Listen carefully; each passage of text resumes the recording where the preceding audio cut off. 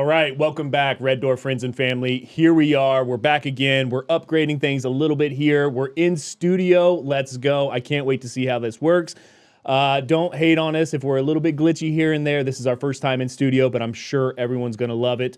I'm joined, as everyone knows, with Mike Taylor. Welcome back, Mike Taylor. Hey, Chris, this is cool. I know, this is awesome. Usually we're like Zoom and like, this is cool to be in person. Joe Rogan's going to walk through that door at any moment. And we're going to welcome him in studio. So everyone, just stay tuned for that one.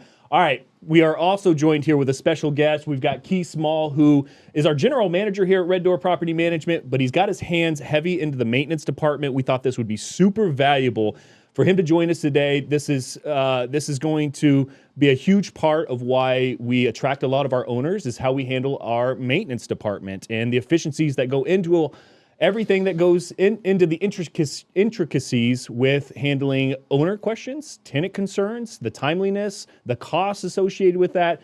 This is going to be huge, and we're going to try to jump through this as quick as possible.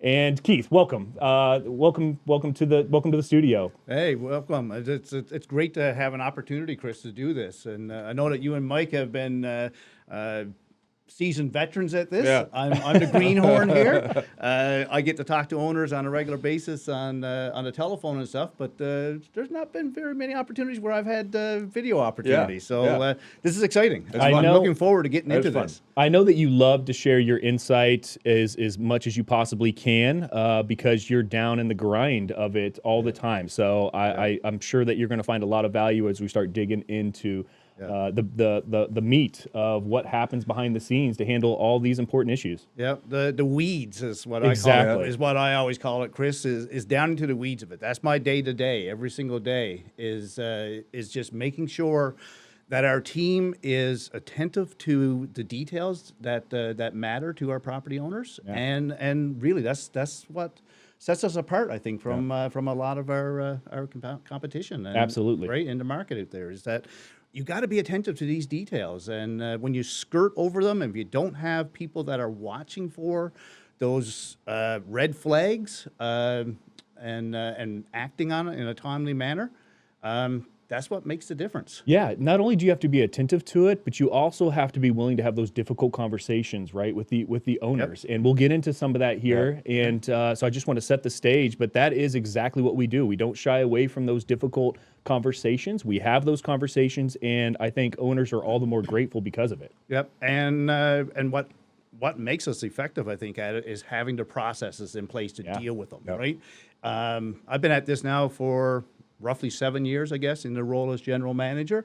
And as both of you guys know, because the three of us have been working together like on this stuff the whole time, right? Is that it's refining, it's identifying those things that catch us off guard, and believe me, they still do.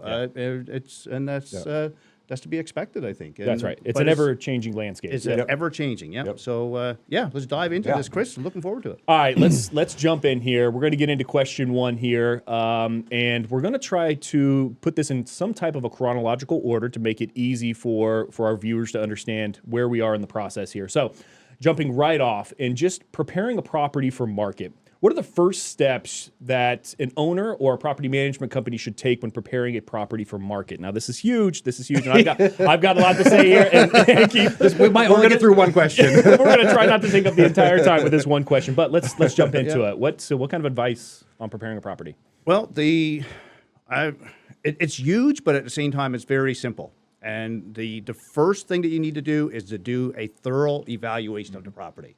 I think that's where it all starts. And if we don't take the time to go down through a very detailed checklist of things, everything from the roof to the exterior to the basement and each individual room down to all the mechanicals in a property, if we don't take the time to do that, that's where it all fails. Yep. Right? That's right. And let me kind of preface this with saying, so part of the process here at Red Door Property Management is we start with what we call a market readiness assessment, and that's exactly what Keith is alluding to here. It's extremely important. It's as thorough as a non-certified inspector could possibly perform on your property, which I always highlight, and I know you've all seen these videos, so you know the top 3 things that I highlight: wall condition, flooring condition, and overall cleanliness of the property. But there's so much more to a market readiness assessment than just that. And so we complete that market readiness assessment, and then we compile a list of things to present to an owner that we highly suggest, need to be completed in order to effectively market your property to secure the highest quality tenant in the least amount of time. So that's a very thorough process, and we'll get into what that might look like here in just a second. But I want to share a recent experience that I had with an owner that we are currently going through preparing their property right now. So his thought during the entire onboarding process is that the property is completely ready. He has friends all over all the time. And if you're watching this, I won't mention your name, but he has friends over all the time, and they say it's a lovely property. He gets compliments all the time, and I acknowledge that, and I appreciate that. Although I don't think that your friends are in the property management or real estate industry, and they know what's required to effectively market your property to place a high quality tenant in the least amount of time. So let's highlight a couple things during our market readiness assessment that you think are important. Well, I think the most important thing, the thing that trips us up right on the front end, Chris, more often than not, is property access. Okay, solid. Property access. Without a doubt, it's the first hurdle that we more often have to overcome than what I would like to. Okay, utilities is another thing, right? Making sure that those things are in place, because if we don't have easy property access, right, not just for our inspectors and the utilities on, unfortunately, that just slows us down on the front end so much, because we quite often have to end up going back to the property the second time after these things have taken place. So that could take 3 or 4 days. Yeah, it's just time, which is money. That's what it is. I mean, you said it's a very simple process. There's nothing rocket science about this, but if you got to execute these things, and it's, you sit here, we're talking about keys and utilities. It's so basic, but what that means is 3 or 4 or 5 days that's now eaten into your vacancy. Yep. And, if that's costing you 50, 60, 70 bucks a day. Yeah, we're so on the surface here right now, but really, you're exactly right. It's time, right? Yep. And every single investor and owner that I've brought on to Red Door Property Management, one thing is super consistent, right? I want a tenant in my property tomorrow. Yep, absolutely. Well, the hurdles that we're such on the surface, we have to juggle these surface level issues so much, and that's keys and utilities, right? And I don't want to spend too much time on that, but that is such an important factor when you're bringing on a new property. So let's keep this moving along here. Going into question 2 here, we kind of went into how do you determine what repairs or upgrades are necessary before listing a property for rent. I kind of bullet point those 3, which all of our viewers have heard me beat that to death, but they are so important. But aside from that, how do we determine what repairs and upgrades are necessary? I would probably say it's by completing that thorough market readiness assessment. Keith, any additional thoughts you would add on that? So what we do after we do the assessment, there's, I guess, 4 different groupings. And it's something that we have really worked at defining over the years is, number 1, what's necessary in order to be able to market that property. Because that's actually different. Admittedly, it's different than what is necessary to place a tenant into that property. And a simple example that I use, and there's dozens of them, but a simple example that I use is that we can absolutely market a property without appliances in the property. Okay, but we cannot place a tenant in a property without actually having the appliances there. So we'll take those things, we'll break it down for our owners to say, these are the things that we need to have in place before we can market your property.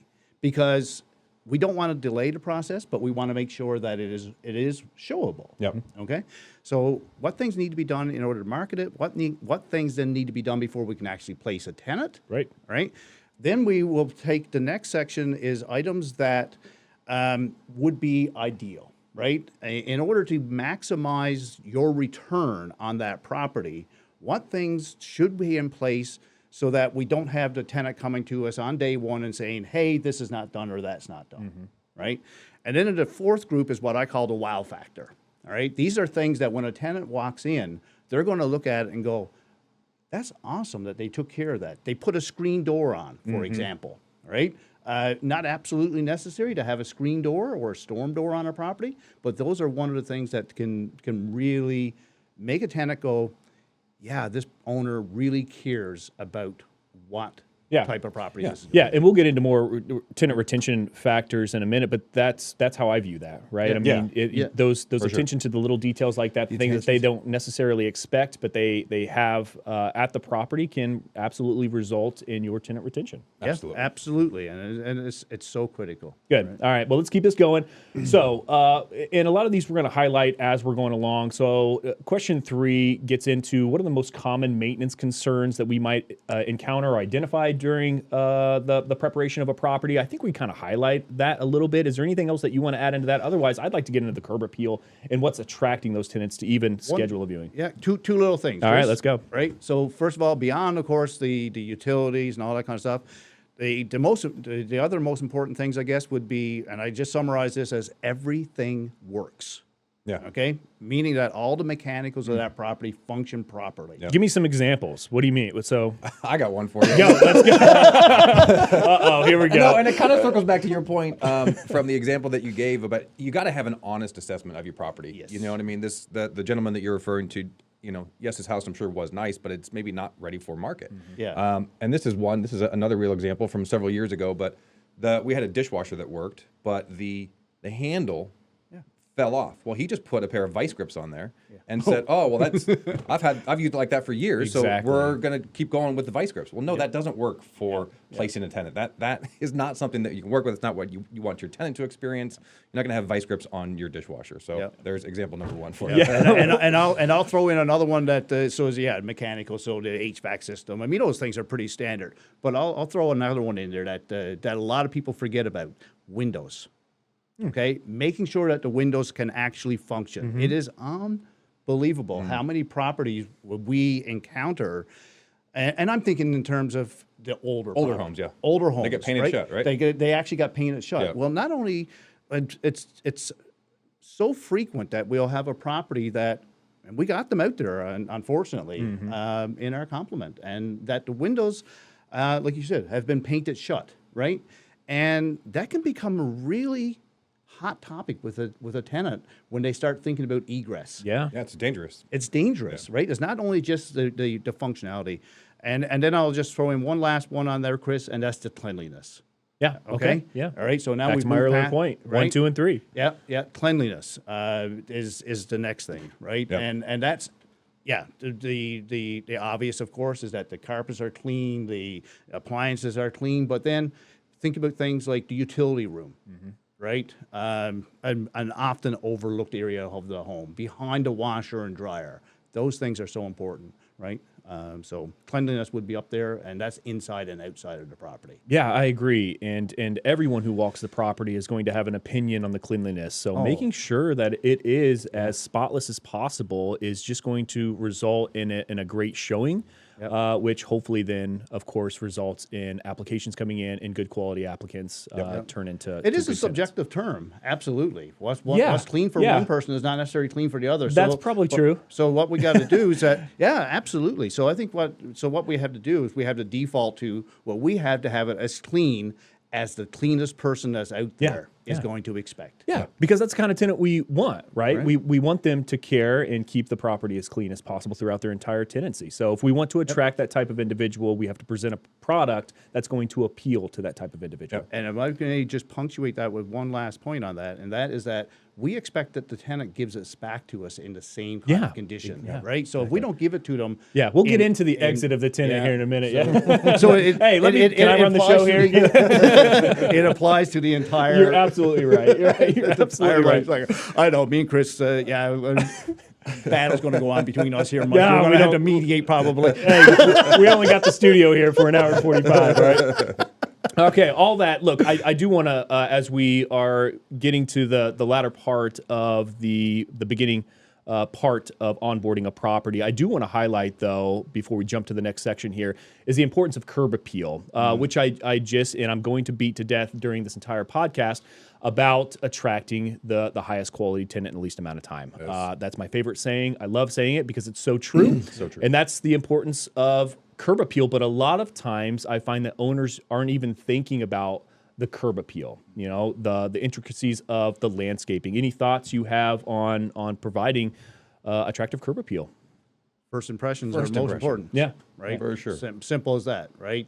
Not just in the marketing, but in the showing as well. Yeah. And then when the tenant gets into the property. Right. And no, it's clean and tidy. Make sure the seasonal landscape, the seasonal upkeep is done. I mean, we're at that point of the year right now that with every single property that we're doing a market readiness assessment on, we're adding it as a line item, even if it's not obvious right now, because we're doing it and the leaves haven't come down. Well, I guess now they have, but in the last couple of weeks, we've had to add that, pointing out that that's something that's probably going to be necessary before the tenant takes occupation. So we're just putting it in there as a footnote.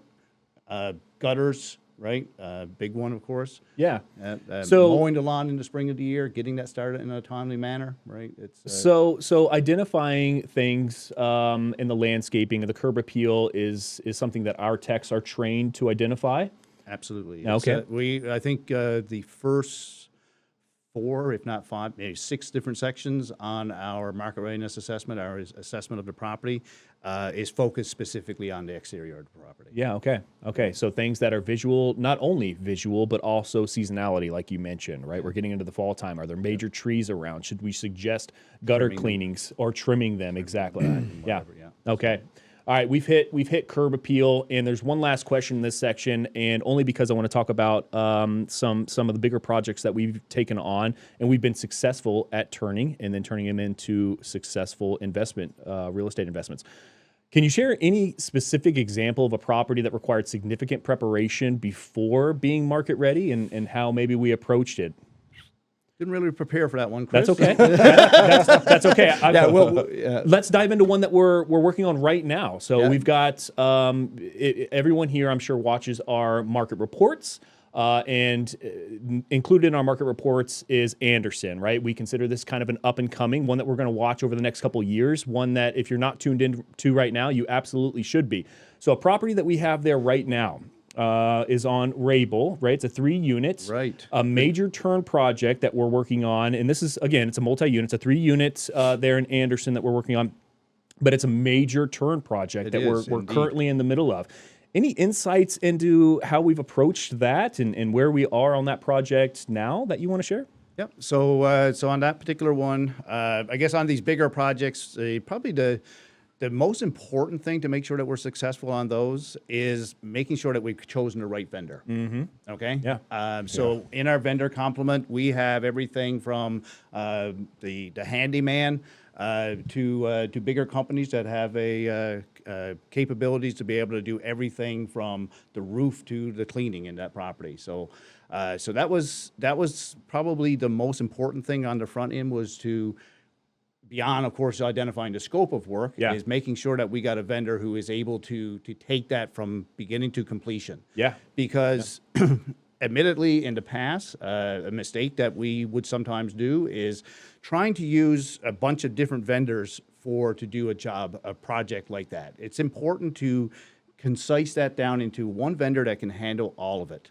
I just got a message on that one just this morning that all they got left to do on that property now is to sand the floors. We got hardwood floors there that are being taken care of, so they're sanding and refinishing the floors, and then just do a cleaning.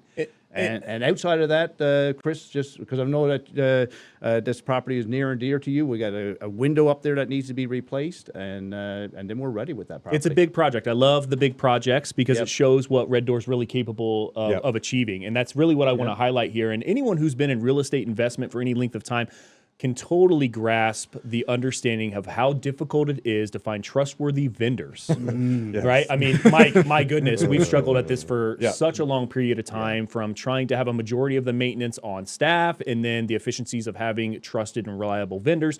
That's something that we've narrowed down here at Red Door. We have trusted and reliable vendors that we've built over many, many years. Right. And then I want to go back to your point. It's about identifying the scope of work, which, again, we're going to beat this to death, and that's why we kind of covered it at length here on the front end, is identifying the scope of work is what is so important, maybe even it's certainly as important as having a trusted and reliable vendor. The last thing you want is somebody running off with the $5,000 down payment you've given them. So that's definitely up there. But identifying the full scope of work, and when you have a 3-unit building, it encompasses many things. The interior, the exterior, any common spaces, garage parking that needs to be identified, mailboxes.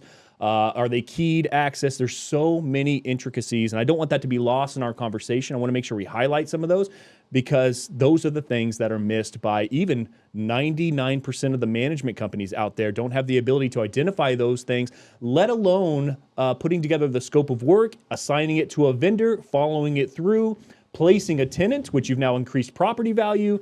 It's all of those things that go into, and we haven't even marketed the property yet. So that's exactly what this interview is all about: is identifying those intricacies that are so often missed, and having a company that can identify those and execute the work, and then of course place a tenant. And so, can you mention just a couple of things that were identified on the scope of work at this particular property? I know I'm putting you on the spot here. Yeah. You may not have that one completely nailed down in your head, but a couple things that we identified on there, and we'll move on. Yeah, well, I'm in front of those, as we mentioned, right at the very top, Chris. That's the weeds I'm down into all the time. So I don't really remember everything on Rabel, but it's one of those properties that stands out just because of the scope of it. Right. And yeah, like you mentioned, there was we're more focused on the 1 unit right now, which is the ground floor unit. I think it's roughly 2,500 square feet. Mm-hmm. We have done everything in there from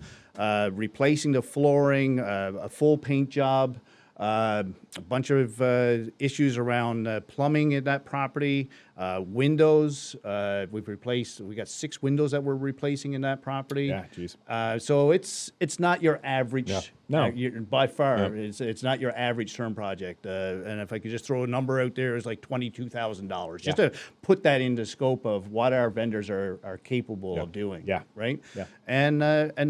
And not, I'm sure that you're probably going to ask me about this, but I'm going to stick it in here, that there's one thing to do that assessment on the front end. There's another thing to execute, but then the final piece, and Chris, let me know if you want to talk about this a little bit later on. No, let's go. Is the quality assurance at the very end. Yeah, good point. Right? So I mean, that's still before placing a tenant, right? It's a confirming all the scope of work was completed as it was assigned. Yeah. So the process that we have here within Red Door is that the same person who does the inspection on the front end that puts together the market readiness assessment, it's the same person who goes back at the very end and conducts a quality assurance inspection. And basically, she is going down through that same checklist, and she's familiar with the scope of work that has been approved by the property owner and is supposed to be being executed, and she's walking through that property to make sure it's all done. Yep.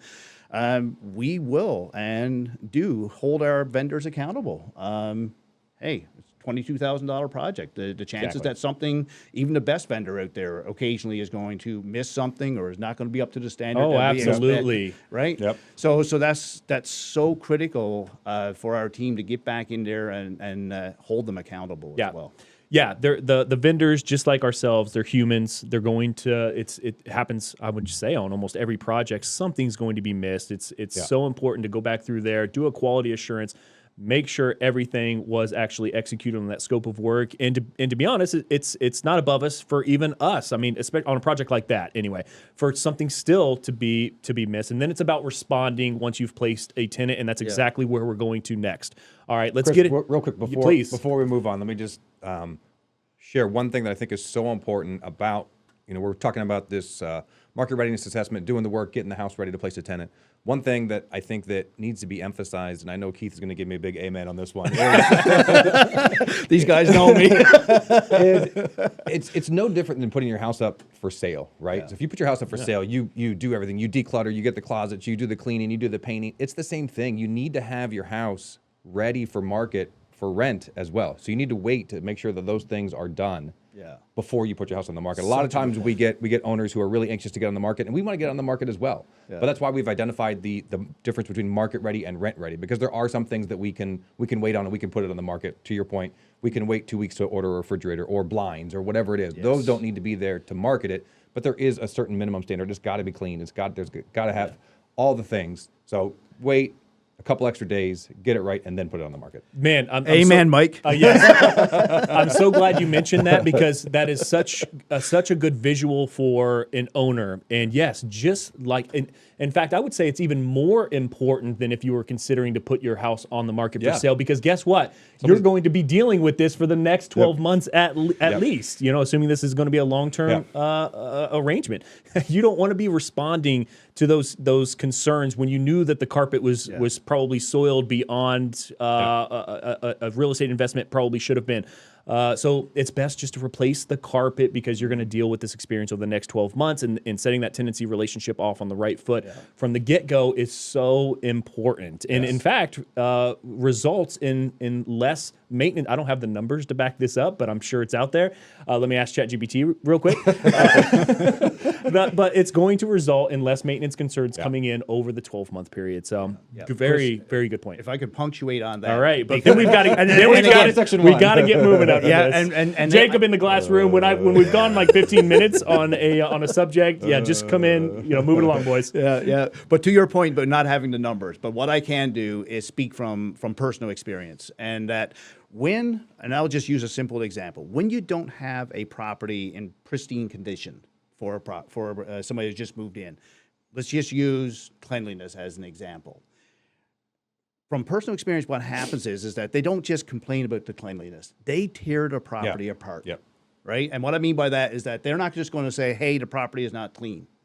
But they're now going to walk around that property, and they're going to look into every nook and corner, and they're going to pick up, and that list of that, instead of cleaning it and incurring that cost on the front end, what you've now done is you've created a list of 8 different items. We have the same thing happen. We manage short-term rentals too. Just real quick, and then we'll move on. There we go. If we have a lock issue, we do our best to spend a lot of money and effort to make sure we don't have lock issues, but eventually, sometimes we do. If we have a lock issue, the amount of times that we get then a follow-up question of, to your thing, they pick it apart and take a picture, stain here, thing there. It is unbelievable. It's like, it is almost one for one. If we have a lock issue, we always have follow-up kind of concerns. It happens all the time. Right? It just escalates the situation, right? It pisses somebody off. Of course. Forgive my language, but you're right. It really does. Now we have to add like parental guidance. That's fine. Thanks, Keith. Appreciate that. No, so you know what? In preparation for this, I took it from a long-term rental stance. So please chime in where this is pertinent to short-term rentals, because there's so much there too, and maybe that needs to be its separate thing, separate podcast. Yeah, probably does. But please add in some of those, because I know that's all the real estate investors I'm talking to. They're curious on that aspect as well. All right, I'm taking over. Here we go. Let's get into You're back in charge. Oh, thank you. I appreciate that. All right, I have this speaking stick. Okay. From a tenant. All right, we've prepped the property. It's ready to go. We've had great feedback. We've had enough clicks. We've had enough showings to produce applications. We've approved them. We're moving them into the property. So we've done our move-in inspection on the property to identify any last-minute items that might need to be addressed, or that might be of concern to the tenant, or that the tenant should accept as is condition. So they've moved in.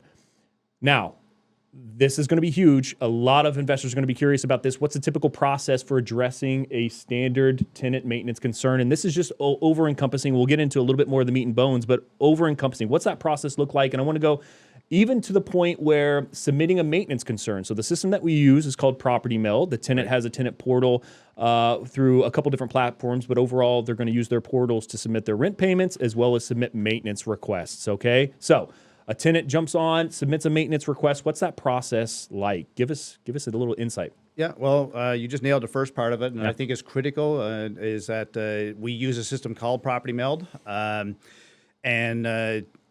Years ago, we would accept a lot of phone calls and whatever for maintenance calls, but I'm very happy to say that since we started using Property Meld about 3 years ago, those tenants we've encouraged them, we've pushed them to use that system. And most important thing about it is that it is so streamlined. It goes directly to the people that need to see it. It's not going to the property manager who then has to contact the maintenance coordinator. It's going directly to the people that need to be handling it. Right.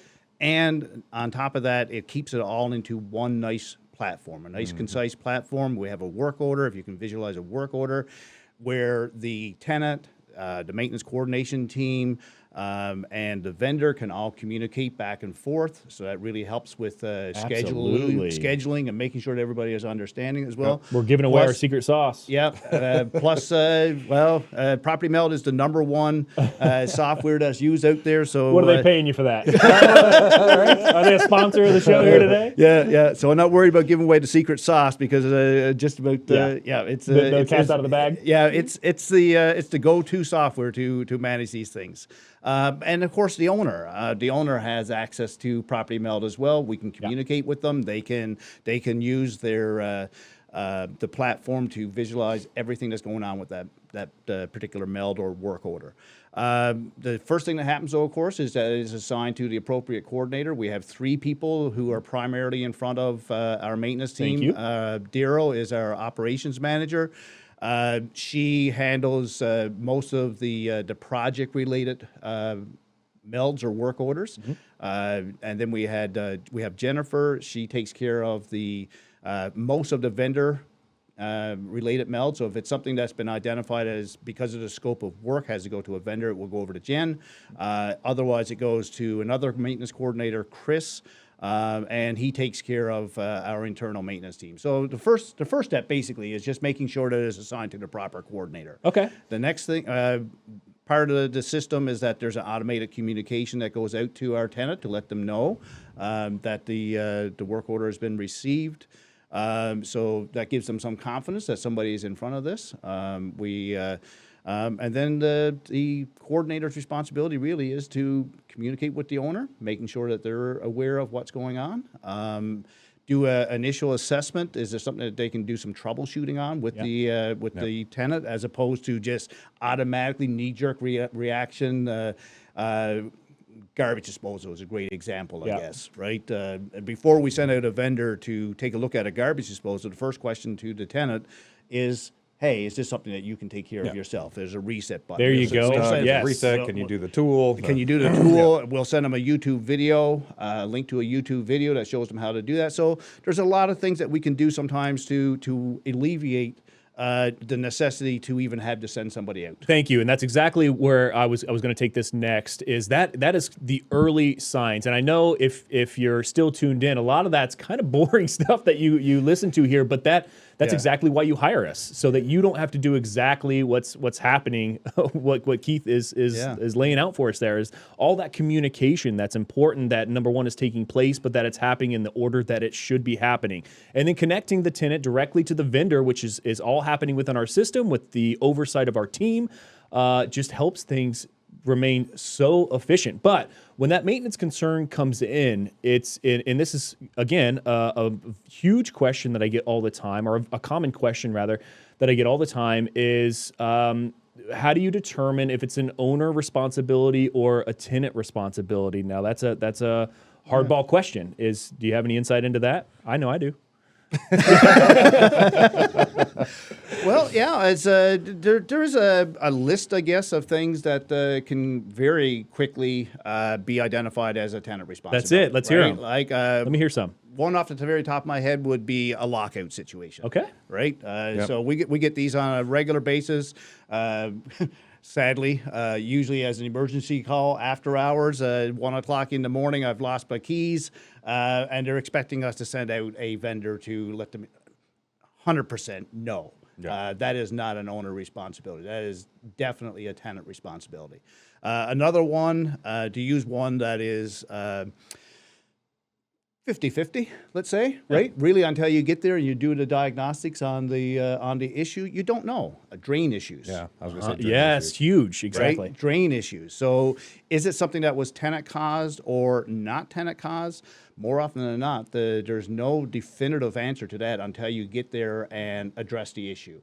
But our communications that go out to the go out to the tenant, we'll let them know that up front, that, hey, when we get there, if we determine that this is something that was preventable or was something that was caused by misuse, so the way that is worded is that if there's something that has gone down the drain, is discovered in the drain, that is obviously a foreign object, well, that's going to be a tenant charge. Yeah. Versus a mechanical failure of the plumbing system. Yeah. Right? A mechanical failure of the plumbing system, obviously that's on a Roots that's on in a the property. line, things of that nature. Those Yeah, are all going to be exactly. owner responsibility.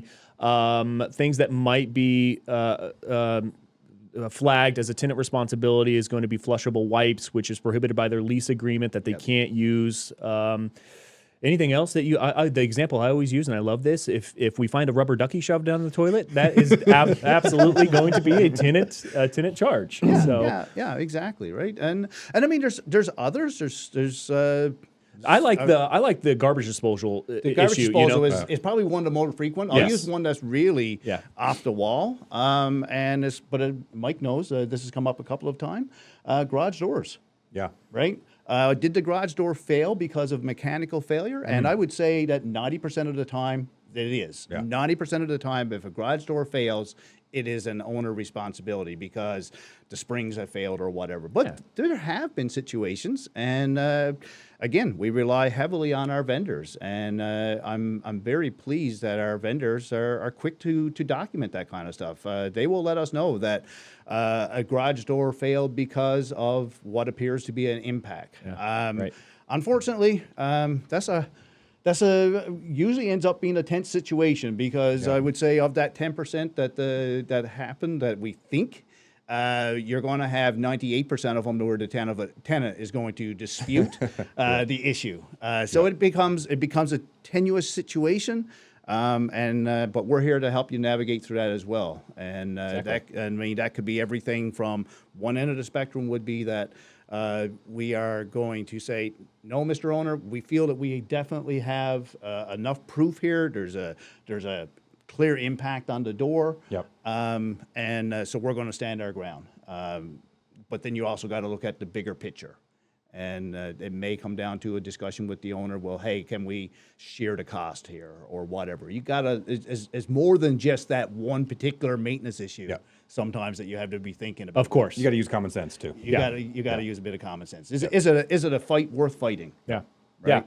Yeah, exactly. And so we've hit a lot of these questions, which is awesome. So we're going to move this along. We're going to get into maintenance limits and budgeting here in just a second here, but I know another common question, which all of these are going to fall under that category, which is why I wrote these. But it's and you did a great job of writing them up, Chris. I appreciate that. Thanks. So, how do you handle after hours or emergency maintenance issues? Which again, I'm going to start this off by the conversation that I'm having on the front end with owners. Is there's really only two things that we're going to consider an emergency maintenance request, and that is going to be no heat in the winter or a leak that could potentially cause property damage. So those are two things that we're going to respond to immediately and get somebody working on. Is there anything else that you want to add to how we're going to respond to an emergency or anything else that would add to that list of what's considered an emergency? Well, first of all, I'll add one, that we do have to respond to, and that is non-functioning plumbing, right? Yeah. There are a lot of times when we have to respond to, just to preface, is not always as simple as that. There's non-functioning plumbing. I'm talking about the main drain line. Okay, Yeah. so if we're in a situation where we have one toilet that's clogged or a bathroom that's clogged, for example, but there's other functioning bathroom and plumbing in the house, that might not necessarily be an emergency Right. that we would dispatch somebody for. Yep. However, there is a risk to doing that, to not responding to that, because those plumbing issues, those main drain line issues can escalate, and they can escalate quite quickly. Yeah. And next thing you know, you've gone from having one bathroom that's clogged, that clog has moved along. Now we got more than just a one bathroom, and the next thing we got a flooded basement or Yeah, whatever, exactly. right? Yeah. So there's a lot of thought that has to go into that. Going back to my garage doors again, this is one that's fairly infrequent, but I just off the top of my head is one that pops in there. Must have had to deal with this morning. Huh? I was going to add this to the list too. Right? Tenants not being able to get their vehicle out of the garage on a Saturday morning, and they got to go to work. That spring breaks, you can't open that door. That thing is so Yeah, heavy. yeah, Unbelievably. and yes, you could use the argument of they could take an Uber, they could do this, they could do that. It doesn't sound like an emergency in its purest sense, like when you're thinking about HVAC and heating issues. but put yourself in the tenant's shoes, right? It's their only vehicle, or the they got to get to work. They got to get to work, right?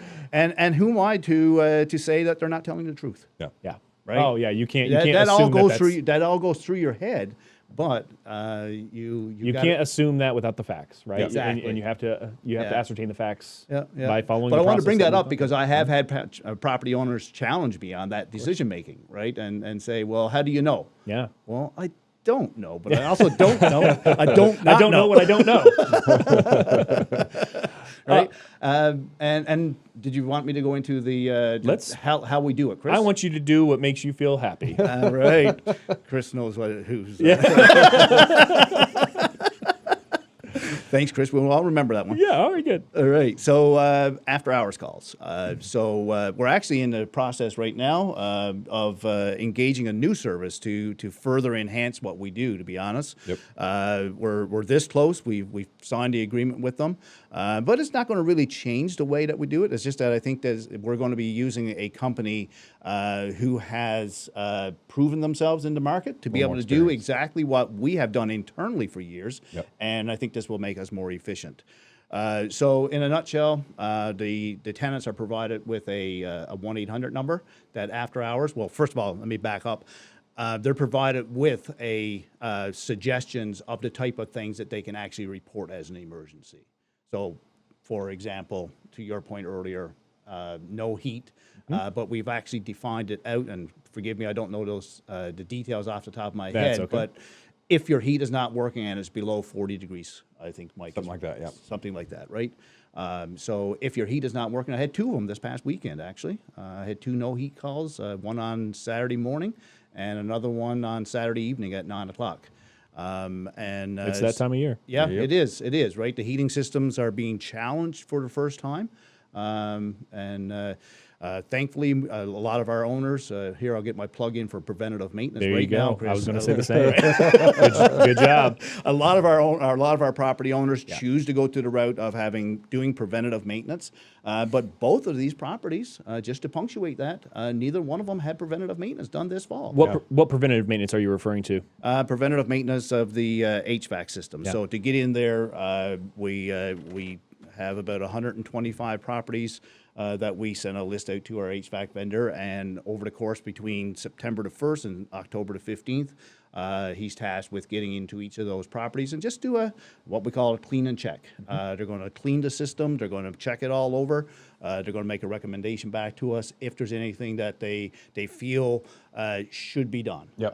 So that would be. And they can make that repair right then and there instead of waiting it for if it it's to be within the stressed. maintenance limit. If it's within the maintenance limit, we can make that decision as well, right? But yeah, so the call comes in. Right now, when we move to easy repair, yours truly makes a phone call then to the tenant, does the same kind of evaluation, I guess, that our maintenance team would do in day to day, and so we make a decision: do I need to send somebody out or not? Right, and to use the current examples, the 2 this weekend, the one on Saturday morning, I decided yes, I need to send somebody out right now. It's Saturday morning. Thankfully, we have our HVAC vendor doesn't charge us extra for maintenance calls on Saturdays. On Sundays, he will. So the logical decision was then, do I wait until Monday with this tenant with no heat? Until Monday, or do I send somebody out right now? It's a no-brainer. Yeah, of course. Right? The Saturday evening one, a little bit of a different situation. Great tenant, and she was very understanding of the situation. It was 9 o'clock on a Saturday night, and so we had a back and forth. We clearly had to send somebody out. So then the discussion was, do I send somebody out this evening, or do I send somebody out tomorrow morning? And everybody's a little bit different, but this tenant was great. She said, no problem. I'm going to bed here in a few minutes, and give me a call at 8 o'clock tomorrow morning. So that's what we did. That's awesome. That's awesome. Right? And that's exactly the value that you're going to get when you hire Red Door, is all of those intricacies and the deep dive that Keith is getting into. The things that you would consider small are not small, right? They can certainly blow up into major issues. Absolutely can. Okay, so let's keep this going. And the last thing on the baseline of placing a tenant and how we're handling maintenance concerns here is the communication aspect of it, which is by far the number one concern of whether you're a reluctant landlord or you consider yourself an active investor. The one thing that you're concerned with is the communication aspect, certainly when it comes to maintenance. So we've kind of detailed a little bit how what platform we use to handle that communication.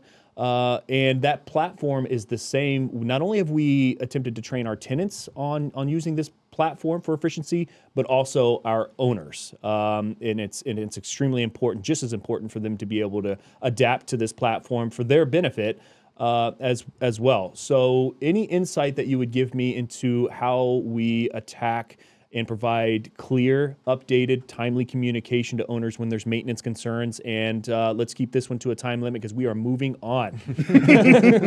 Ready to go. Well, I guess it's just making sure that our team understands the importance of that, first of all, right? And right, huge. is that that's a training aspect for the employee. And thankfully, having a good, solid team who has been with us for a period of time helps in that area, right? Yep. So I'm very pleased, and knock on wood, we don't have a very huge turnover within our company with our complement of staff. Jen's been with us for going on 3 years now. Daryl's been with us for going on 5, I think. Mike, probably. Yeah. Right.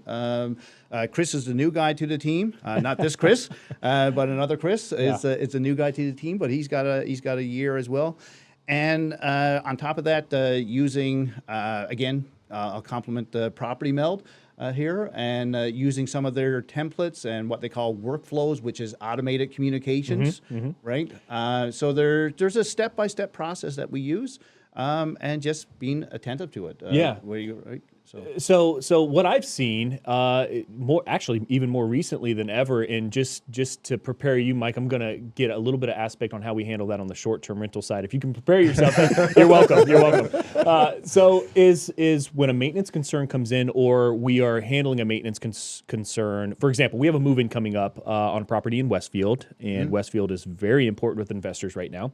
But he sent me an email because he was being notified of us scheduling a move-in inspection. I found that so refreshing when I received that communication, because that means as soon as we're putting in that maintenance request, our owners are being notified. That's so huge. Yeah. That's so huge. He knew exactly what we were doing, when we were going to do it, which told him, which I don't even think we had an opportunity to tell him that we had a signed lease because it all happened so quickly. But he realized that was the fact because our maintenance communication was that real time. So I thought that was really, really refreshing when I saw that. And that was just this morning. Yeah. And Chris, and that's what I'm talking about when it comes to workflows and automated communications. I mean, there's a human factor to it, but when you can combine that with the power of software and artificial intelligence to anticipate those things, get those communications out. If I might say though, and this is, I'm going to emphasize this for our property owners.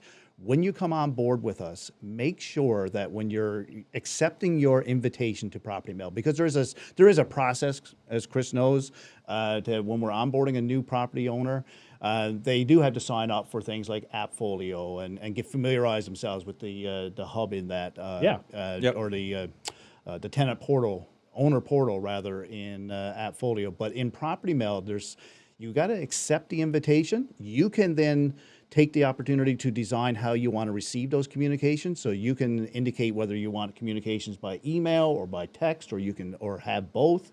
And the system will remember that, of course, and send the communications out. But there's one extra step, and that is to accept the Property Meld hub. Okay, and the hub will give you more visual of the things that are happening at your property. If you don't do that one extra step, all you receive is direct communications. Yeah, just more of an email. The hub, I think, is, and this goes back to maybe to your original question, is communication with the owners is inclusive of sharing photos if necessary, sharing estimates if necessary, asking for owner approval. Right. All of that happens within the Property Meld system, and that's all happening behind the scenes. So that's all goes into that communication Yeah. for maintenance concern. Exactly. Yes. Thanks for your enlightening us on the other aspects of that communication, which is not just the verbal or written communication, but also photos. Yeah. Right. Photos.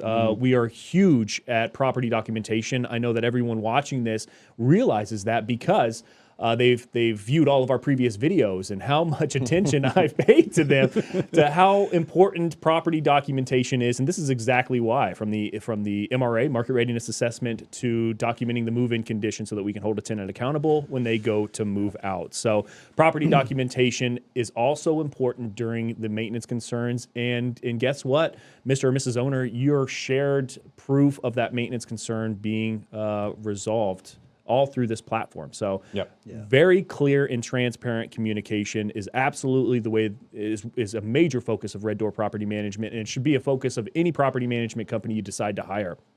Plain and simple, or if you do it to your if you self-manage, of course. Now, short-term rental, really quick, and we'll move this along. How about short-term rental maintenance concerns? And I only bring that up because when I talk to short-term rental investors, that's a common question. Yeah. Go ahead. Short-term rental is a bit of a different animal, especially when it comes to maintenance. Yeah. So everything just has to happen so much faster when it comes to short-term rentals. I mean, we might be able to deal without a garbage disposal for a night, but not at a short-term rental. Absolutely not. No, because they're only there for 2, 3, 4 days. So you can't have a working garbage disposal or a working whatever it is. So it's got to happen instantaneously. Yeah. So everything is just faster. It's just faster. So really the focus is really developing more of a relationship with the owner, because sometimes stopping to ask the owner for approval for a repair, it just slows the whole thing down, and we don't have that time when it comes to short-term rentals. I know that's one of Keith's biggest, it is one of our biggest hangups is honestly our owners. That's exactly where we're going next. They do slow us down. I appreciate the team. Great segue there. Yes. They do. We feel like we've done this before. It does slow us down. I mean, it's part of our job. We have to do it, but it is an impediment to getting things done quicker. And so in short-term rentals, it has to be a little bit more of a trusting relationship where, hey, you're hiring us to do this. You've given us the authority to do this. We got to make decisions. We got to make them fast. And it's only for your benefit and for the guest benefit. So everything is the same. It's just a lot faster. Yeah. I get it. You're in the hospitality industry, which means reacting quickly is even that much more important. And I'll be the first to admit, and I know Keith will as well, having a maintenance limit in the long-term rental space is so important so that we can react quickly, because maintaining that good tenant relationship is so important at maximizing your ROI. You have no idea. And so it's going to result in less maintenance concerns overall coming in. It's going to result, well, if that tenant is budgeting for the month and they have just enough money to pay 2 bills, the chances that your rent's going to get paid first because you're super responsive to that maintenance concern is much, much more likely. So let's get into a maintenance limit here. What is a maintenance limit? What amount is important, Keith? And I feel like I'm gonna keep you reeled in here. Yes, all right. I'm gonna keep you reeled in here a little bit, but because I know that you're gonna have some thoughts on this, but I think a lot of those are gonna be super important thoughts. And go. All right. So I mean, probably the most important thing for our property owners to remember, and I think Chris, you already alluded to it, is that having a proper maintenance limit allows us to respond to things in a timely manner.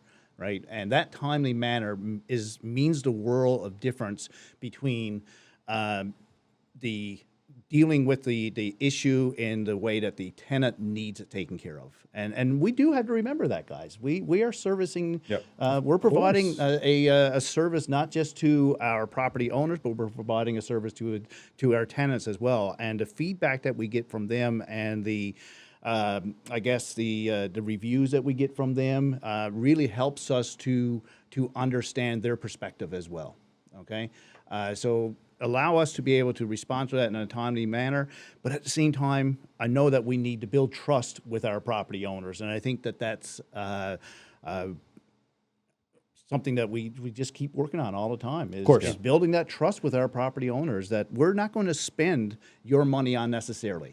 Right? We don't want to spend your money. Well, and that's the fear that they have because they've dealt with previous property management companies that do just that. They needlessly spend. They don't even resolve the issue that they claim to have resolved. So it's unfortunately those out there that that put a bad name out there for the rest of us, that actually require that maintenance limit. So that maintenance limit, to give you a crash course on what it is that Red Door Property Management requires, or requests rather. Now, well, I would say requires these days is at least a $500. Getting more and more there, getting more and more there because I know, for all the reasons that you just outlined. Because you still, even in the long-term rental space, you're still in the hospitality industry to some extent if you want to maximize your ROI. So it's a $500 maintenance limit, and buzzword inflation's kicking in, so that might even go up. We'll just, I don't want to turn you away just yet. Well, I'll give you one simple reason why, Chris, is so important to even have just a basic maintenance limit, right? And I agree with you 100%. $500 these days doesn't get you very much. Yeah, that's right, exactly. Right? We all know that. It's an electric utility bill. Exactly, right? It's a quite honestly, it's a service call, especially when you're dealing with things like the mechanicals of a property. What are the chances that you're going to get a plumbing issue resolved for less than $500? An HVAC issue resolved. Let's not scare them away too quickly. No, but that's true. That is the reality of it. And if it's an emergency situation, if it's an urgent situation, and that's why having that maintenance limit is so important, because when that situation arises, and because of the buzzword inflation, all of these service techs do charge a trip charge. And that's a $95 trip charge. And that's where I was going to go to next. Right? Yeah. Like, you're going to incur extra money if we had to go out there. You're stealing my thunder. Right? I know. I knew where you were going, and I was like, I'm getting this one. That's right. So handcuffing us or not allowing us to have that maintenance limit, whatever amount it may be, is going to result in more money being spent on that maintenance concern, because you just have the trip charge. They're now leaving the property. They're giving us a call with whatever they've diagnosed the issue to be. Then we're calling the owner, or we're using the platforms and the communication aspects that we've already outlined. We're securing your final approval, and then we're calling the vendor, sending them back out. You can see where this is becoming a very tedious issue, where if we weren't handcuffed, that $95 trip charge just resulted in them maybe spending $150 total to resolve the issue, or $170, whatever it may be. I think you get the point. Where now, instead, because we were handcuffed or we didn't have a maintenance limit, now it's going to be a $250 charge. We have to avoid that to maximize your ROI. So do not handcuff your property manager. Again, whether it's us or another property management company you work with, I would caution you from giving them any headache on reducing that maintenance limit to zero. To be clear, that is still a service that we offer. We will contact you every time, but we'll see how long that lasts. I prefer, again, transparent communication. That's what this is about. So anything else you want to add on that, I'll give you 30 seconds. Tenant satisfaction. I mean, tenant satisfaction, right? Good point. That's the other cost, and there is a annoying. cost. It's annoying to have to constantly meet a vendor, and there is a dollar cost to tenant satisfaction. There's a dollar cost. Yes, that's right. That's the ROI. Yeah. All right, let's keep it moving here. So, I mean, I think we've highlighted a lot of these as we've expanded on each of the questions that I've asked. So what kind of steps do we take to avoid unnecessary repairs or overspending on maintenance? And I don't want to stay on this question too much, but I just want to circle back, because we've put so much importance here at Red Door on that market readiness assessment. And if there's anything I'm going to credit on you not overspending or ways to avoid unnecessary maintenance concerns, it's having a company that pays so much attention on the front end during your onboarding. Even if it extends the onboarding or the property marketing by a day or two, you have no idea that the effectiveness that it's having on maximizing your ROI, because you spent the extra 24, 48 hours on that MRA to avoid potential future maintenance concerns. Keith, anything you want to add on that? I just wanted to circle back and say that market readiness is not only for the marketing of the property itself, but it's for the ultimate return on the property and tenant satisfaction. Yep. Okay. So the one thing I would add in there, Chris, is our vendor complement. Okay. Yeah. You're wondering about things that we do to avoid unnecessary cost. I think it's the effort that we put in to making sure that we had the right type of vendors, right? And I group vendors, and I know this is putting them in little compartments, but there are 3 different types of vendors out there. All right, here we All go. right? Down into the good stuff. So there is Joe with a beat up pickup truck. Okay. Mike has heard me use that term for Chuck many, with a many truck. Chuck with a truck. Yeah, Chuck with a truck, whatever. But, Right? if So- your so- name is Chuck and you have a truck, we are. It's not to be offensive. or Joe with a beat up pickup truck. I'm sorry, I apologize, but we don't use you. No more names. No more names. We do not use vendors of that type. Yeah. Right? While it might save you money in the short term, in the long term, it is not going to save you money. Yeah. Because of all the headaches that go along with it, everything from quality workmanship to Usually they don't have the right insurance. don't have the right type of insurance, Yeah. don't follow through on the job. We have to circle back on it, whatever. But for all those reasons and many others, we don't use those type of vendors. Yeah. The other end of the spectrum is going to be the larger company. I don't want to say national company or anything like that, but you know what I mean, right? Like See them on the billboards and the commercials. Yes, that's thank you, Mike. You just stole my thunder there. That's what I was just going to say. If they have TV commercials, we do not use them. Okay, that's sorry for all those great vendors out there that can afford a TV commercial. Yeah. But they're great at doing their work, and I won't say that we don't have them or have never used them. But for the most part, we do not use those vendors because they are great workmanship, but you pay for that. Okay, but you're also paying for all the commercials and all that kind of good stuff as well, right? Our go-to type of vendor is a smaller independent who, and that could be a handyman or like our HVAC vendor. It's one guy for many years until the last year or so. He's actually grown his company where he's got 3 other service techs right now, or a general contractor who has probably multiple crews, but they're not. They don't have all that large overhead. Right. So it allows sweet spot. It's the sweet spot. It is a sweet spot, and we're very picky about doing that kind of stuff.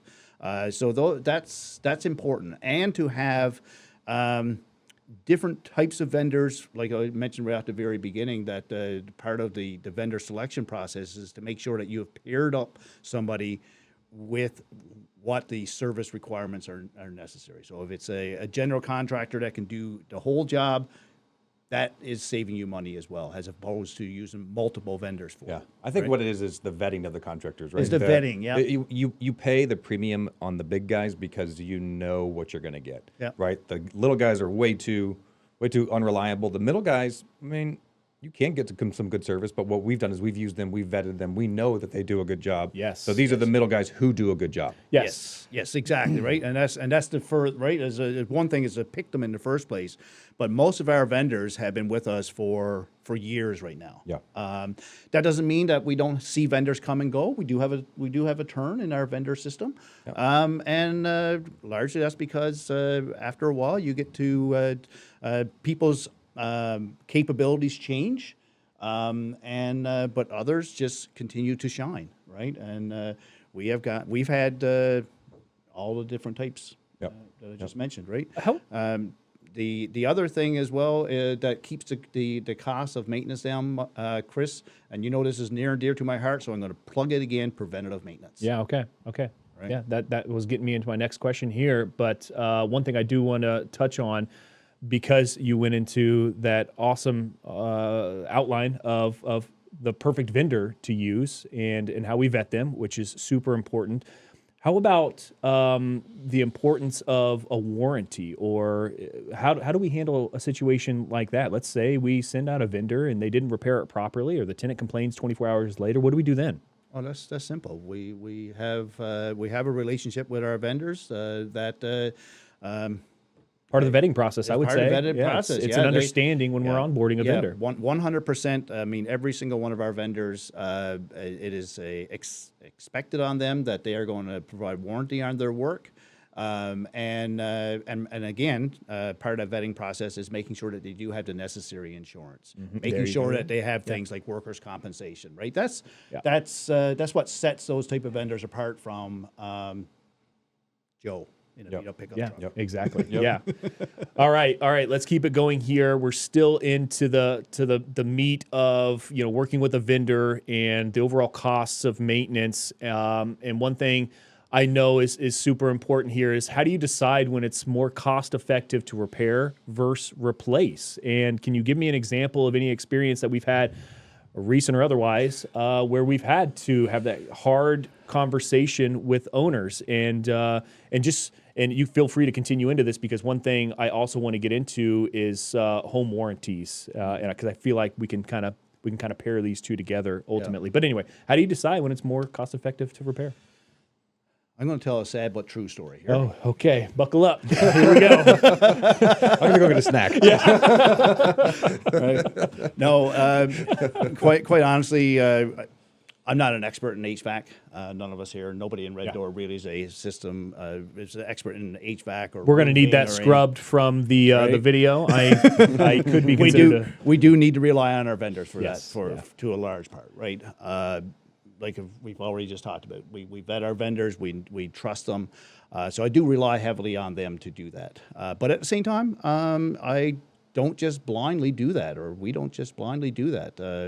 I'll use an HVAC system as an example. It's very common, yeah. Right, because that's probably And costly. right, that's probably the most frequent one that we get into a conversation about replacing the system versus repairing the system. And really it comes down to looking at the cost of the repairs versus the cost of replacement, and lining that up against with the two other factors, which would be the age of the system and how frequent we have actually been out to repair that system in the past. Yeah. Okay, so all of that has to be taken into consideration, right? There are great HVAC systems out there, and Vlad is the first to admit that just because it's a 20-year-old system and is an $800 repair doesn't mean that it necessarily has to be replaced, right? But if it's a 20-year-old system and it's a $3,000 replacement, I think is a pretty kind of a safe no-brainer. No-brainer, right? Or it's a $800 repair, and this is the third time this winter that we've been out there, and it's a 15-year-old system. You should be really giving some consideration. So all those things work together. But anyway, my sad but true. I hate to see people waste their money. Yeah. Right? And had this property, I don't know if it was 2 winters ago or 3 winters ago. We had a property owner who was faced with that very decision: $3,000 repair or an $8,000 replacement on an 18-year-old system. Our maintenance coordinator suggested, or our HVAC vendor suggested replacing. Right? She wanted a repair. Maintenance coordinator couldn't convince her. Operations manager couldn't convince her. I got on the phone with her and tried to convince her that she was making the wrong choice. Yeah, I know the one okay. All right? She insisted that she only had $3,000 to spend. I had to accept it. That's what she wanted to do. She's the decision maker. We know where this gets sad. 2 weeks. 2 weeks. Oh, wow. Oh, The system lasted 2 weeks, right? So now, instead of a $3,000 repair, she had an $11,000 repair because she already had spent the $3,000. Yep. And I don't remember all the details of exactly what that $3,000 was, but it was something that couldn't be reused, couldn't be refunded. Yep. But so $11,000 ended up costing her. Yep. Yeah, that's man, that is sad, and I know that any investor who's watching this right now is feeling that pain right now, and they're all saying right along with us, "Ooh, gosh." And hindsight's 2020, right? Hindsight's 2020. Yeah, it could have happened. It could have worked out fine for her, but it didn't. Yeah. Right. So you just had to be prepared for that, I guess. All right, so we mentioned. Well, no, you know what? I've got to pause here for a second because I did mention home warranties, and it actually wasn't even part of my list of questions here. And you can shame me later for that, but we have to touch base on this. Do we accept home warranties? Do we work with home warranties? What's that experience like? Spoiler: it's not good. Yeah. What do you want to share on home warranties? And again, I'm gonna zzz. All right. I'm gonna get another snack. Chris and Mike know what to expect here. All right, let her rip. All right. Home warranties. Reluctantly is the first thing I'm going to say. Reluctantly, we will work with you if you have a home warranty. We do, and I think they're phasing out. They're phasing out a little bit because people are wising up to. I mean, I don't want to say they're a scam. They're not a scam. They're not a scam. Yeah? No. Yeah. Yeah. Well, Okay. Mike, It's 2 against 1. It's pretty close. I would agree with Mike. It's pretty close, but I think what it is that the scam is in the sales process, in home warranties. Okay. They make it sound so wonderful. Yeah. Yeah. All right. But the reality is, read your contract. Right. If you're getting a home warranty, make sure Who reads those things? Yeah. Nobody does, and that's the problem. That's where it becomes a scam, is because you trust the salesperson, right? Make sure that you read your contract, because I can guarantee you what most people think that a home warranty is going to do for them is nowhere near what it's going to do for them, right? Add to that all the logistical complexities around using a home warranty. Okay, and Give me some insight into what those look like. Yeah, so logistical complexities are difficult if you're a homeowner and you've got a home warranty company coming in to do work on your, let's use HVAC systems again. Yeah. Okay, right. So if you're a home warranty, if you live in the property and you got a home warranty company coming in, it may work for you. I personally would not do it, but right, it might work for you. But add to the complexities of having a tenant in your property. So for all the things that we've been discussing already, you can already imagine the difference between coordinating a maintenance repair or maintenance attending to a maintenance matter at your own property versus Red Door Property Management have to coordinate this for your rental property, using our vendors, trying to coordinate with the tenant and all those pieces. Now add another complexity to that, and that is that we got to use a company, a third party, or fourth party now probably, right, who is going to be sending out one of their vendors. And remember that, guys, they're using vendors just like we are. Well, Home warranty I would say ours are more vetted. Yeah. So, but home warranty companies are, what I mean by that is that home warranty companies are not sending out their employee. Oh, no. Right? No. They are now Right? They are now contacting a vendor who we have no idea who it is. Sometimes Joe with the truck. Sometimes Joe in a beat up pickup truck. Well, they go out and they pre-negotiate these prices, and they're so low. Yeah. And that's part of the problem is that, you have a vendor, and they've got, if it gets really cold, everybody calls for the HVAC repairs. Well, they're going to have retail customers, and then they're going to have the home warranty companies or home warranty customers where they're going to get paid a fraction of that. So they just go to the bottom of the list every single time, which causes delays. That's exactly They don't right. call us back. They don't call the tenants back. They don't show up. Yeah. And then not to mention they're going to try to repair every single thing. So they're going to throw every part at it that they can, which then causes more delays because they have to order the parts. They always have to order the parts. Yeah, and you think communication is bad with your current property management company, unless you're working with Red Door, of course. Then wait till you work with a home warranty. I mean, the communication is awful, and them arguing that a repair would fix it when even the owner knows that a repair is not going to fix it. Well, they don't want to replace your system. They want to do the absolute cheapest thing that they could possibly do. Yes. So home warranties, again, you think you're saving money, but as long as you have a management company that has trusted relationships with vendors, and they've nailed the communication aspect. If you haven't caught on yet, I'm talking about Red Door Property Management. Then you don't need a home warranty. You're going to maximize your ROI by avoiding it. All right, we're going to move on here. I'm sure that and just to add to that I knew you wouldn't let me. I am going to get my plug in again. I gave it my best shot. I am going to get my plug in again for tenant relations. Okay. Right? Yeah. Because it just Yeah. slows You're things right. down. Yeah. It just but yeah. Yeah, we've had people move out from home warranties. I we talk about the have, delays. The compensation to tenants. Right? Yeah, leave your tenant without heat for leave them out without heat for 24 hours, let alone we've had them without it for a week because we've been juggling a home warranty. I remember at least one last winter where it was 10 days and the property owner ended up having to cover the cost of a tenant staying in a alternative accommodation just because the home warranty company, for whatever reason, I'm glad you pulled me back. Yeah, you're right. Was not able to get a vendor to go out. We could have had it taken care of in a day or two at the most. Yep. Right. Yeah, tenant satisfaction, which, in case I need to say it, is going to result in your tenant retention rates, your overall ROI. Avoid turns when possible. We know they're expensive, so tenant retention is extremely important for everyone involved, including us as your management company. It makes our job easier. All right, so that's our ultimate goal. All right, here we go. So Yeah, I'm hesitant to mention much more on preventative maintenance, but it is an important aspect. We've highlighted a few as we've gone through some of these questions already. Anything else you want to add about preventative? You do, okay. you give the microphone. I have a note here. But I'll keep it short. Chris, right, go. right? Go. And very. You heard it here very, first. I'm going to time this one.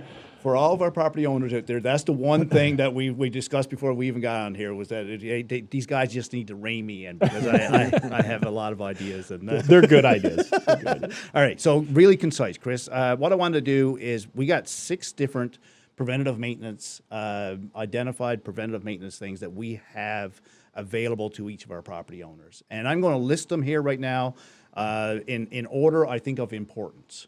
Okay, we have 30 minutes left. All right, based on the frequency, the frequency with which we get follow-up concerns from it, right?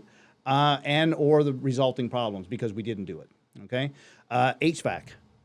Absolutely, really encourage every one of our property owners to. And they almost all do. It seems like. More and more, definitely, right? It saves you so much money. Yep. Which, and just to elaborate, so that our viewers know what we're talking about there. So it's semi-annual service that we're going to perform. So a lot of people already have these contracts with your service provider. Here I am extending us even longer. Yeah, I know. This is not counting on me. Yeah. It's essentially a contract where we're going to go out there during the spring and fall. So it's twice a year, semi-annual, and check the system. It's a clean and check to ensure that it's operating at its top capacity to extend the life of it. Yep. And it's only $109 twice a year. Yeah. Depends on when you're viewing this, right? Inflation. Well, right now it's $109, right? All right, gutter cleanings. Making sure that you do gutter. I just cleaned my gutters this past weekend, guys. Right? They were disgusting, quite honestly. Right? The leaves are all down. There was 3/4 of an inch of mud in the bottom of my gutters, and my gutters were overflowing. Yep. And if I left that alone, it freezes, it tears off your gutters. Roof Worse issues, yet, it's wall issues, it's foundation issues. yeah, right. exactly, I mean, right. You get an ice dam, right? We do destructive. get enough cold weather here in Indiana that we can get ice dams and lift your shingles, and then dryer vent cleanings, so important. To be doing those on a annual basis at the very least. I would recommend twice a year, quite honestly, just based on the amount of stuff that comes out of them. Yeah. Huge risk for your property, right down to fire. Right? Yeah. But from a tenant's perspective, quite honestly, most often than not, it is just efficiency of the dryer. That's it, exactly. Right? Yeah. Especially if you're providing appliances. You're providing a washer and dryer. But even more importantly, if your dryer vent doesn't feed right to the exterior, like mine's right on an exterior wall, it feeds right to the. But a lot of them these days, they're going windy and they feed through a couple different levels. You better clean that out. It's a massive fire hazard. Not to mention the fact that, for example, mine goes down to my crawl space, and lots of properties have a vent that goes in the crawl space. And if that comes detached and is venting now into your crawl space, that's humidity issues in your property. So important. Pest control. Not every property needs pest control, but depending on where it is, the age of the property, the condition of the property, would strongly recommend considering pest control. Sub pumps. No-brainer, really, if you got a sub pump. You better test that sucker. Right? You should be checking that out. And then hot water heaters. Average cost of a hot water heater replacement these days is anywhere from $2,000 to $2,300 for a new hot water heater. Try to extend the life of that hot water heater by doing an annual maintenance on it. You definitely will. Right? So, anyway. Good. That was my 30 seconds. I appreciate 30 seconds. Yeah. We now have 5 minutes left. No.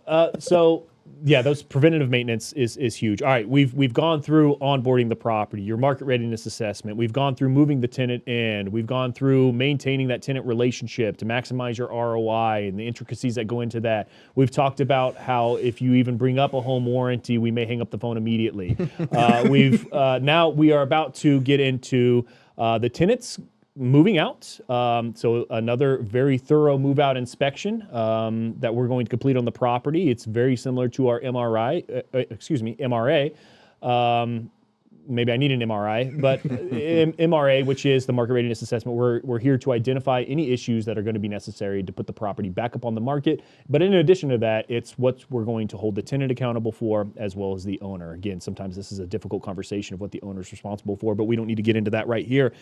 So we're preparing to turn. What are some key steps involved in a successful turn project? I just mentioned the move-out inspection, which I'm all about documenting the condition of the property. So that, to me, is probably one of the most important aspects of it, but we'll see if you agree. So we're handling a turn. What's important key steps? I think one important key step, which is something that we've introduced this year, we're not, I don't think, as detailed with it yet as what we need to be on the front end, and that is conducting inspections prior to the tenant actually moving out, getting ourselves more aware. So again, going back to what I was talking about at the very beginning here, Chris, and the work that the three of us have been doing over the last number of years, that just getting more and more refined on our processes here. So I think that's an area where we still know that we can do better, but really what it comes down to is getting a good jump start on this, right? And be prepared for it. So as a property owner, engage with your property manager. Make sure that you are staying aware of any communications around the timelines of when that property is going to be vacated, because that's what our team is doing. Our property management team is communicating with the maintenance team to make sure that we are in that property within 24 hours of somebody vacating. That's right. Getting that market readiness assessment put together. Of course, part of that, which you alluded to, is identifying what kind of cost we would incur onto the tenant versus is going to be on the owner. But it's a very similar process to when we're onboarding, and that is identifying what is necessary to get this property back on the market versus get a tenant in there versus the extra things that we should be doing, but are probably a little bit more discretional based on your current situation as a property owner versus the wow factors that we could be doing, right? So bringing that property back up to the standard that it needs to be. That's what I was going to say is scope of work, getting a good firm agreement on scope of work between us and the owner and going back and forth. I think that's probably the most difficult part. Yeah, I agree. Yeah, what we can even legally hold the tenant responsible for, right? With a term normal wear and tear being so interpretable. So, and luckily you're working with experts in the industry, or hopefully you are, and they can narrow that down pretty quickly after completing that move out assessment on the property. Go ahead. I was just going to say that. So as a property owner, what I encourage you to do is that be aware, right? Get your head wrapped around for the timelines and whatever. Be attentive to that communication that's going to come from our operations manager, Daryl. So she's going to be the one who's going to be sending you out that what we call a MOF, or a move out estimate form, and on there it's going to detail out all the things that need to be done. And so be quick on the draw, get a response back, because until we nail down that scope of work and come to an agreement on what is the approved scope of work, if necessary, get some money in the door to help fund with the cost on that. Until we nail that down, nothing is happening at your property. Well, let's talk timelines. What kind of timelines should we be? What kind of expectation on timeline should we be setting for new owners in the door? Because again, every owner, me included, wants your property occupied the next day. The tenant moved out. I would love the tenant the next day. Unfortunately, that's just not realistic, nor is it advisable because of previously mentioned issues. But what kind of timelines are we working with? I know you mentioned we try to get our techs in there within 24 hours to do that thorough move-out assessment on the property to identify any concerns. But of course, once that's completed, our team needs the time to assess those details. Right. And that can be a difficult process to assess all the details coming in. It's all about training your techs properly and blah, blah, blah. But go ahead. What kind of timelines are we working with? We're in there 24 hours after. When can we expect to get that property back up on the market? And what's going to be the difference between maybe market ready and not market ready? Yeah. So great question, Chris, because and everyone, as both you guys know, and I'm sure most of our property owners realize, there's no set amount of time because it really depends on the condition of the property. Yeah, but just right. to give you some guidelines, I guess, of what our expectation is on ourselves. Yeah. All right. Yeah, we could talk about a normal one. What? A normal. No, Yeah. some painting, Yep. cleaning, carpet cleaning. So first of all, 24 blinds, hours. maybe. We want to get our tech in there within 24 hours. Okay, to put together the market readiness assessment. Another 24 hours to get that put into a document. Okay, so now we're into 48 hours. That's sent from the inspector then over to our operations manager. Daryl would get that out to the property owner. In an ideal situation, we would have a response back again within 24 So hours. they've got an estimate, Right. They in got theory, it. within 48 hours of move out. Pretty much 48, 72 at the very most. You should be expecting that estimate coming in from Daryl, right? If we get a response back 10 days. We should have that property. We should have that property ready. Can you imagine Mr. or Mrs. Owner having a turn project identified and the scope of work identified within 48 hours or 72 hours after a tenant moves? That's phenomenal. That's great. And then, of course, it's about executing the work, right? Right. Yeah. So that's what I'm saying. The execution on the work then, 10 days would be an average property that will get us. So usually what happens on day one and is you're rekeying the property so that we're making sure that the property is secured. We can get over there. We can get the HVAC clean and check done. That should be done during a turn unless it's been recently done. Yeah. You got to get in and take care of any general maintenance, a light painting, let's say. It's very rare these days that you can have a tenant in there for a couple of years and not have to expect to do some painting, Yeah. right? Some general maintenance and whatever. And then after that, it's a cleaning, a quality assurance inspection, and we're good to go. Another right? QA, yeah. Right. So, I mean, I've seen them happen as little as 5 days. Other ones take much longer than that, but usually that's because we have delays because of There you go. The challenges. outside of normal situations. Yep. Right. Yep.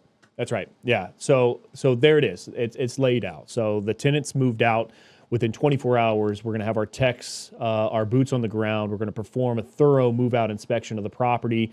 Then it's about identifying the scope of work and then holding the tenant accountable, of course, from their security deposit, and then also what responsibility financially that the owner is going to be held accountable for. And then it's executing the work so that we can get this property back and up on the market. Again, we will, so just so you're aware of the marketing situation that's happening here, we will soft market the property, but again, like Mike was mentioning during the conversation on the market readiness assessment on the front end, it's important not to market the property until it's in marketable condition. You're wasting good, valuable leads in a product that's not going to be potentially appealing to them. So you don't fully market a property until it's show ready. Right. Good point, Mike. Okay. Chris. Yeah. All right, let's get into some general best practices. We're getting into the wrap-up stage here. So let's talk about some maintenance red flags that could indicate a deeper issue with a property. So we've already gone through, again, the preparing a property, placing a tenant, moving out. Now let's just go over some general maintenance questions. And while you're watching this, I would love if you would leave a comment. Let us know a specific situation that you've dealt with. We would love to address it in a future video. We'll address it in even our market reports if necessary. We'd love to hear from you and know exactly what it is that you're dealing with so we can address it in future podcasts. But what are some maintenance red flags that could indicate a deeper issue with a property? Anything that you immediately... Okay. I don't know why I asked. Of course, here we go. Good and bad story. All right. No, I think it's we've beaten a lot of things to death. So something different. Probably the number one thing that jumps out at me when I'm looking at a market readiness assessment is any moisture issues. Okay. Yeah. Right. If you can see, even if we don't have huge issues. But if you got a basement that's damp and mold or mildew, you can't just wipe it off with a towel. You can't do that, right? I mean, I have to admit we avoid like the plague to say that word mold, but unfortunately it happens way more than Mold-like substance. Mold-like substance. Yeah. Yes, exactly, right. Mildew. So no, serious. If you got moisture issues, you got to investigate that. Yep. Right? Foundation issues. structural issues. Yeah. Right. So our team, when we're in there doing these market readiness assessments, we're not just looking at the aesthetics of a property, and that's important to. I think that's very important to hammer home. Is that a lot of times that's what people are looking at when they think about market ready is the aesthetics, but there's much more to it than that. I mentioned the mechanicals are absolutely necessary in order to be able to place a tenant into a property, but the structural integrity of the property. Is the roof sagging? What do the shingles look like? We're looking at all of that. I mean, Chris, you alluded to it that our inspectors do as thorough of a job that can possibly be done without probably hiring a certified inspector. They're not certified inspectors, but they're people who have been around the industry for years and have got a lot of experience at looking at these things and can identify the telltale signs. Yeah. Yeah, I mean, I agree with all of those points. And if you're a seasoned real estate investor, even if you're not, I feel like the awareness on the damage moisture can play in a property is pretty well known, but maybe it's not. I've been doing this a really long time. But you better jump on that as quickly as it's identified.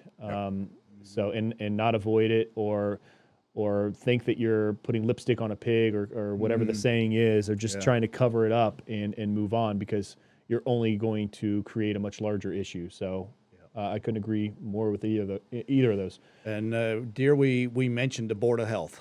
Oh, right. Well, I mean, it's worth mentioning. I mean, we're trying to bring awareness to owners, new and old. Yes, you want to avoid that. Right? If there's anything identified, it won't be long before your tenant reports it to the Board of Health, which is going to. Yeah, and that's why I said, dear, we mentioned it because, I mean, we've been, knock on wood again, it's been quite a time.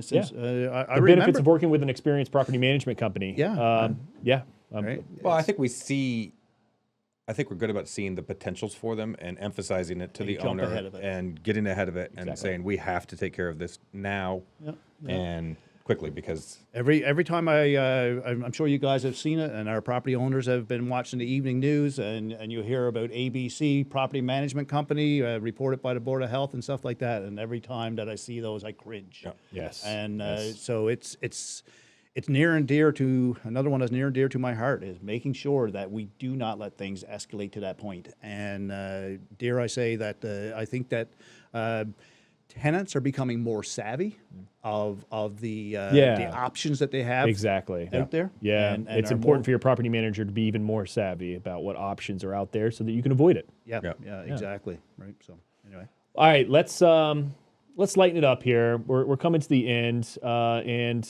I'm a few days away from my Thanksgiving meal, which I can't stop thinking about. And a long weekend, Chris. I'm already checked out. I don't even know why I'm here. Did you know that he's off this weekend?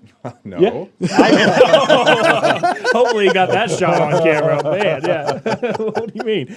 Yeah. I did approve it, but I made the assumption that you knew about it already, Mike. I'm out of here. Seriously, as soon as we wrap up, I'm in the car. All right. What one piece of advice you'd give to property owners about long-term property care? And then I'm going to go into just a wrap up here, and we'll close everything out here. But one piece of advice. What do you have to offer? I'm going to be very general here. Yeah. Stay on top of things. Yeah. Stay on top of things. Or hire somebody who will. Yeah. Yeah, stay on top of it. Don't think that an issue is going to go away. Don't think that an issue is going to resolve itself, or that somebody's going to accept the as is. If a tenant, if a tenant is asking for something to be done, we have to address it, one way or the other, right? And if I mean. Obviously, there's situations where we are going to try to convince that tenant, no, that's deferred maintenance, and we're 100% behind that sometimes. That it's not something that's absolutely necessary. Yeah. But when it is necessary, we need to address it. If you, as a real estate investor, are using the word "as is," you should avoid that. It's not best practice for maximizing your ROI. I can promise you that after many years of experience, you should avoid that. And all right, as we go into closing up here, Keith, we really appreciate you setting aside some time and getting out of your comfort zone, jumping in here in front of a camera. Yeah.